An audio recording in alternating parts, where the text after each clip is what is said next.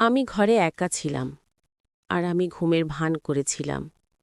আর দেখি সেই কাজের ছেলেটি ধীরে ধীরে আমার দিকে এগিয়ে আসছে। একটু অস্বস্তি অনুভব করছিলাম। কাজের ছেলে এসে আমার কাছেই দাঁড়িয়ে গেল।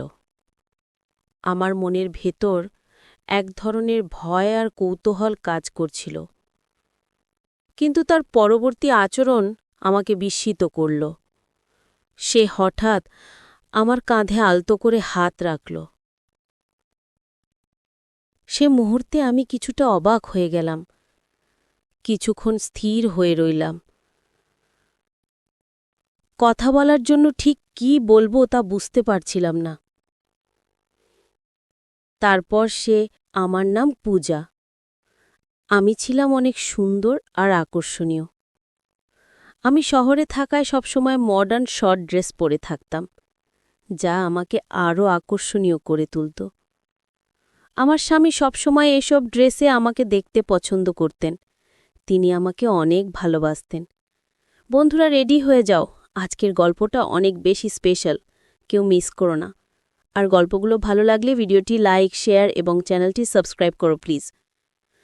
আমার বিয়ে যে পরিবারে হয়েছে, সেখানে আমার স্বামী ছাড়া আর কেউ ছিল না।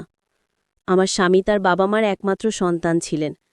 তার বাবা মা খুবই ধনী ছিলেন, কিন্তু এক দুর্ঘটনায় তারা দুজনেই মারা যান। এরপর সমস্ত সম্পত্তি আমার স্বামীর নামে হয়ে যায়। আমার স্বামী তখন সম্পূর্ণ একা এবং অগাধ সম্পত্তির মালিক ছিলেন। আমাদের বাড়িতে সবকিছুই ছিল, কিন্তু একটাই জিনিসের অভাব ছিল, সন্তান। আমার স্বামী ব্যবসার কাজে খুব ব্যস্ত থাকায় এ বিষয়ে কখনো ভাবেননি। কাজের কারণে তিনি প্রায়ই বিদেশে থাকতেন। আমি বাড়িতে এক রানীর মতো থাকতাম। বাড়ির সব কাজের জন্য কর্মচারী ছিল, তাই আমাকে কিছুই করতে হতো না। দৈনন্দিন রুটিনের মতোই আমার স্বামী আমাকে জানালেন যে তিনি ব্যবসার কাজে বিদেশে যাচ্ছেন। তিনি বললেন, আজ রাতেই আমার ফ্লাইট, তুমি নিজের যত্ন নিও। সেই রাতেই আমার স্বামী বিদেশের উদ্দেশ্যে রওনা দিলেন। আমি রাতটি বেশ শান্তিতে কাটালাম। সকালে ঘুম ভেঙে আমি ঘরের বাইরে তাকিয়ে দেখি আমার ১৬ বছর বয়সী বাড়ির কাজের ছেলে রান্নাঘরে নাস্তা বানাচ্ছে। যদিও তার বয়স ১৬, তবে তাকে বড়দের মতো দেখাচ্ছিল। সে দেখতেও অনেক সুন্দর ছিল। খুব মনোযোগ সহকারে সে তার কাজ করছিল। কাজ শেষ করেই সে নিজের ঘরে চলে যেত। তবে আমার মনের এক কোণে তার প্রতি একটা অদ্ভুত আকর্ষণ তৈরি হচ্ছিল। আমি একজন আধুনিক এবং রূপসী নারী ছিলাম। বেশিরভাগ সময় আমি একাকী থাকতাম, যা আমার জন্য অনেক কষ্টের ছিল। আমার পোশাকগুলো বেশ আধুনিক ছিল। অন্য কেউ হলে এতদিনে হয়তো আমার প্রতি আকৃষ্ট হয়ে পড়ত। আমি সবসময় ছোট পোশাক পরতে ভালোবাসতাম, কিন্তু আমার এই কাজের ছেলে কখনো আমার দিকে সেভাবে তাকাতই না, যা আমাকে কিছুটা অস্থির করে তুলেছিল। তখনও আমি ছোট পোশাক পরেই ছিলাম, আর পোশাক পাল্টানোর প্রয়োজনও মনে করিনি। সে অবস্থাতেই রান্নাঘরে গিয়ে পৌঁছালাম। আমি তাকে নিজের দিকে আকৃষ্ট করার চেষ্টা করলেও সে প্রতিবারই আমাকে উপেক্ষা করত। রান্নাঘরে তখন শুধু আমরা দুজনই ছিলাম, আর বাড়িতেও সারাদিন আমরা একাই থাকতাম। কিছুদিন এইভাবে কাটতেই আমার মধ্যে তার প্রতি একটা বিশেষ আকর্ষণ তৈরি হতে লাগল। তবে সে যেন এমন এক অদ্ভুত মনের মানুষ ছিল যে আমার মতো সুন্দরী একজন নারীকে একা পেয়েও তেমনভাবে আকৃষ্ট হচ্ছিল না। যতই চেষ্টা করতাম ততবারই ব্যর্থ হতাম। আজও আমি ইচ্ছা করে বিশেষ ধরনের পোশাক পরে তার সামনে এলাম এবং বললাম, আমার জন্য নাস্তা তৈরি করে দাও তো, একটু তাড়াতাড়ি। সে একবার তাকিয়ে চোখ নামিয়ে নিল এবং বলল, আমি আপনাকেই নাস্তা বানিয়ে দিচ্ছি ম্যাডাম। তার এমন সহলতা যেন আমাকে আরও বিভ্রান্ত করে তুলল। হঠাৎ আমার মনে হল, যখনই আমি তার সামনে যাই, সে সবসময় কোনো না কোনো কাজে ব্যস্ত থাকে, তাই সে হয়তো চোখ এড়িয়ে যায়। মনে হলো তাকে ফাঁকা সময় সামনে পাওয়া দরকার। মাথায় একটু চিন্তা এলো। একদিন তাকে বললাম, আজ আমার শরীরটা ভালো লাগছে না, তাই নাস্তা আমার ঘরে নিয়ে এসো। আমার কথায় সে একটু থেমে গেল, কারণ এ পর্যন্ত আমার ঘরে কোনো পুরুষ কাজের ছেলে যায়নি। সাধারণত তারা রান্নাঘর কিংবা বাইরের কাজেই সীমাবদ্ধ থাকত। সে কখনোই আমার ঘরে প্রবেশ করেনি। তবে আজ আমি তাকে ঘরে ডেকে আনলাম।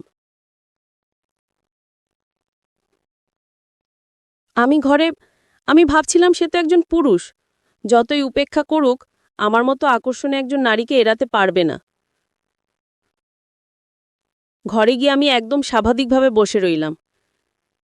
কিছুক্ষণ পর সে দরজায় নক করল। আমি তাকে ভেতরে আসতে বললাম।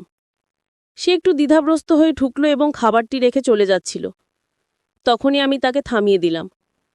আমি তাকে বললাম, তুমি একা একা রান্নাঘরে এত কাজ করো, নিশ্চয়ই ক্লান্ত হয়ে পড়ো। তোমার সাহায্যের জন্য যদি আর কেউ দরকার হয় তবে আমাকে বলো। কথা বলার একটা অজুহাত খুঁজছিলাম, যেন সে আমার দিকে কিছুটা আকৃষ্ট হয়, কিন্তু সে মাথা নিচু করে দাঁড়িয়ে থেকে বলল, না ম্যাডাম, আমার কোনো সমস্যা নেই। আগে এক পরিবারে কাজ করেছি, যেখানে অনেকের জন্য খাবার বানাতে হতো।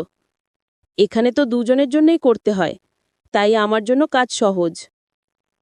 এরপর আমি বললাম, একটা বিষয় আমাকে খুব ভাবায়, তুমি কি আমার একান্ত কথা শুনবে? সে কিছুটা বিস্মিত হয়ে আমার দিকে তাকালো। আমি বললাম, আমার স্বামী আমাকে সবসময় স্বাধীনতা দিয়েছেন, কিন্তু এই স্বাধীনতার অর্থ এতটা স্বাধীন ভাবিনি যে আমাকে বাড়ির যুবক কাজের লোকদের মাঝে একা রেখে তিনি চলে যাবেন। আমি বললাম, আমার স্বামী তোমার উপর এত বিশ্বাস করেন কেন? তোমার মধ্যে এমন কি আছে? আমার প্রশ্ন শুনে সে কিছুক্ষণ চুপ থাকল। তারপর বলল, এটা তো আপনার স্বামী বলতে পারবেন। আমার কাজ এই বাড়ির দায়িত্ব পালন করা, আর সেটা আমি যথাযথভাবেই করছি। যদি কোনো অভিযোগ থাকে তাহলে আপনি তাকে জানাতে পারেন। সে চলে যাওয়ার চেষ্টা করছিল, তখনই আমি তাকে থামিয়ে দিলাম। আমি তাকে বললাম, আমার তোমার উপর বেশ কিছু অভিযোগ আছে। আমার কথায় সে একটু অস্থির হয়ে গেল, কারণ আমার সুরে কিছুটা কড়া ভাব ছিল। সে ভেবেছিল হয়তো আমি তার কাজ নিয়ে অসন্তুষ্ট। আসলে আমার মনোভাব অন্যরকম ছিল। সে চিন্তিত হয়ে বলল, আপনার কি অভিযোগ আছে আমার বিরুদ্ধে? আমি তো সবসময় চেষ্টা করি যাতে আপনাকে কোনো অসুবিধা না হয়। আমি বললাম, এই বাড়িতে রাতে একা একা থাকলে আমার একটু ভয় লাগে। আমি চাই আমার সঙ্গে একটি সাহায্যকারী থাকুক, কারণ বাড়ির সবাই কাজ শেষে কোয়ার্টারে চলে যায়। আমার কথা শুনে সে কিছুটা বিস্মিত হল। আমি ইচ্ছে করেই তাকে কিছুক্ষণ আমার ঘরে রাখতে চেয়েছিলাম। মনে মনে নিশ্চিত ছিলাম যে সে আমার দিকে বেশিক্ষণ তাকিয়ে থাকতে পারবে না। আমার সামনে খাবার ছিল, তবে তখন আমার মন সেই নতুন কাজের ছেলেটির দিকে চলে গিয়েছিল, যার বয়স মাত্র 16। আমাদের কথোপকথন চলছিল এবং হঠাৎ খেয়াল করলাম তার দিকে তাকিয়ে থাকতে থাকতে আমার দৃষ্টি একসময় তার দিকে নেমে এলো। আমি একটু থমকে গেলাম। আমার এমনভাবে তাকানো দেখে ছেলেটি একটু অস্বস্তিতে পড়ল এবং কৌতূহলী চোখে তাকিয়ে বলল, ম্যাডাম, এসব বিষয় আপনার স্বামীর সঙ্গে শেয়ার করুন। এরপর সে দ্রুত ঘর থেকে বেরিয়ে গেল আর আমি চুপচাপ বসে ভাবতে লাগলাম। যাকে এতদিন শুধু কাজের ছেলে ভেবেছিলাম, সে যেন সম্পূর্ণ অন্যরকম এক ব্যক্তিত্ব। এই চিন্তা আমার মাথায় ঘুরতেই থাকল। এরপর আমি নীরবে তাকে লক্ষ্য করতে শুরু করলাম।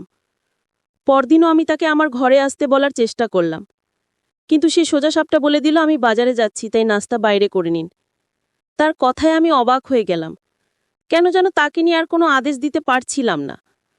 মাঝে মাঝে সে আমাকে লুকিয়ে দেখত। একদিন দুপুরে ঘুম থেকে উঠে মনে হলো তার জীবনটা কেমন তা জানার ইচ্ছে হলো। তাই আমি কোয়ার্টারের দিকে পা বাড়ালাম, কারণ সে কোয়ার্টারেই থাকে, যেন দেখার চেষ্টা করি তার জীবনযাত্রা কেমন। জানতাম সে কোয়ার্টারেই থাকে। তাকে নিয়ে আমার কৌতূহল যেন দিন দিন বাড়ছিল। আমি তখন কোয়ার্টারের দিকে এগোচ্ছিলাম। হঠাৎ দেখলাম সে ধীরে দরজা বন্ধ করছে। আমি চুপচাপ দাঁড়িয়ে তার দিকে তাকিয়ে রইলাম। এরপর সে বাড়ির দিকে পা বাড়ালো এবং সোজা আমার ঘরের দিকে হাঁটতে লাগল। সে আস্তে করে আমার ঘরের দরজা খুলল এবং ভেতরে ঢুকে গেল। আমার মন আতঙ্কে ভরে উঠল, কারণ সে নিশ্চয়ই বুঝে যাবে আমি ঘরে নেই। দ্রুত রান্নাঘরে গিয়ে লাইট জ্বালিয়ে পানির জগে পানি ভরতে লাগলাম। কিছুক্ষণ পর সে আমাকে খুঁজতে খুঁজতে রান্নাঘরে চলে এলো। আমাকে দেখে বলল, আপনি এখানে? আপনাকে ঘরে না দেখে একটু চিন্তিত হয়ে পড়েছিলাম। আমি তাকে দেখে বললাম, তুমি কেন আমার ঘরে আমাকে খুঁজতে গিয়েছিলে? আমার প্রশ্নে সে হঠাৎ অপ্রস্তুত হয়ে গেল এবং গলা সামলে বলল, আসলে পানি নেওয়ার জন্য গিয়েছিলাম। আর জগে পানি রাখা ভুলে গিয়েছিলাম, তাই ভাবলাম একটা বোতল দিয়ে আসি। আমি তার দিকে তাকিয়ে রইলাম, কারণ আমি তো পানির জগটা আসলে শুধু একটা অজুহাত হিসেবেই ব্যবহার করছিলাম। আমার ঘরে পানি আগে থেকেই ছিল। এরপর সে নীরবে নিজের কোয়ার্টারের দিকে ফিরে গেল, আর আমি ঘরে ফিরে এসে দরজা বন্ধ করে চিন্তায় মগ্ন হয়ে রইলাম। এতদিন তাকে শুধু একজন কাজের ছেলের মতো দেখেছিলাম, যে সবসময় নিজের কাজ করত আর আমার সঙ্গে আমার চোখা এড়িয়ে চলত। একবার তো সে আমার ঘরে আসতে সরাসরি মানাও করে দিয়েছিল। তবে আজ হঠাৎ সে আমার ঘরে কেন এসেছিল? তার এই আচরণে আমি বিভ্রান্ত হয়ে পড়লাম, আর সারা রাত এসব ভেবেই কাটালাম। ছেলে কি আমার ঘরে আসতো আর আমি জানতামই না? পরদিন সকালে ওই বিশ্বাসটি নিয়ে আমি চিন্তায় ছিলাম। তাকে তখন সম্পূর্ণ অন্যরকম একজন মানুষ মনে হচ্ছিল। সে আজও আমার সামনে সে একই শান্ত দৃষ্টিতে তাকিয়েছিল। এখন সে প্রায় আমার দিকে তাকিয়ে থাকে এবং মাথা নিচু করে নম্রভাবে কথা বলছিল এবং আমাকে খাবার দিয়ে আবার ঘরের কাজে মন দিল।